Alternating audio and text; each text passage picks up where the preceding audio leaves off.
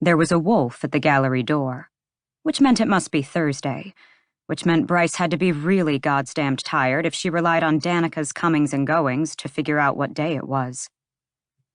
The heavy metal door to Griffin Antiquities thudded with the impact of the wolf's fist, a fist that Bryce knew ended in metallic purple-painted nails in dire need of a manicure. A heartbeat later, a female voice barked, half-muffled through the steel, "Open the hell up, B. It's hot as shit out here." Seated at the desk in the modest gallery showroom, Bryce smirked and pulled up the front door's video feed. Tucking a strand of her wine-red hair behind a pointed ear, she asked into the intercom, "Why are you covered in dirt? You look like you've been rootling through the garbage." "What the fuck does rootling mean?" Danica hopped from foot to foot, sweat gleaming on her brow. She wiped at it with a filthy hand, smearing the black liquid splattered there. "You'd know if you ever picked up a book, Danica." Glad for the break in what had been a morning of tedious research, Bryce smiled as she rose from the desk. With no exterior windows, the gallery's extensive surveillance equipment served as her only warning of who stood beyond its thick walls. Even with her sharp half-Fae hearing, she couldn't make out much beyond the iron door, save for the occasional banging fist.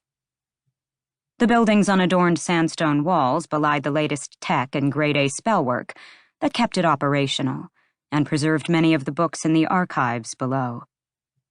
As if merely thinking about the level beneath Bryce's high heels had summoned her, a little voice asked from behind the 6-inch thick archives door to her left, "Is that Danica?"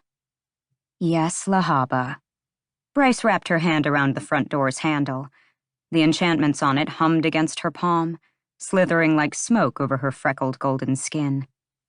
She gritted her teeth and withstood it, still unused to the sensation even after a year of working at the gallery.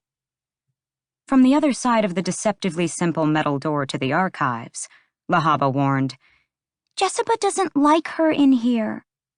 "You don't like her in here," Bryce amended, her amber eyes narrowing toward the archives door, and the tiny fire sprite she knew was hovering just on the other side, eavesdropping as she always did whenever someone stood out front. "Go back to work." Lahaba didn't answer, presumably drifting back downstairs to guard the books below. Rolling her eyes, Bryce yanked open the front door, getting a face full of heat so dry it threatened to suck the life from her, and summer had only just begun. Danica didn't just look like she'd been rootling through the garbage, she smelled like it, too. Wisps of her silvery blonde hair, normally a straight silken sheet, curled from her tight long braid, the streaks of amethyst, sapphire, and rose splattered with some dark, oily substance that reeked of metal and ammonia. "Took you long enough," Danica groused, and swaggered into the gallery, the sword strapped at her back bobbing with each step. Her braid had become tangled in its worn leather hilt,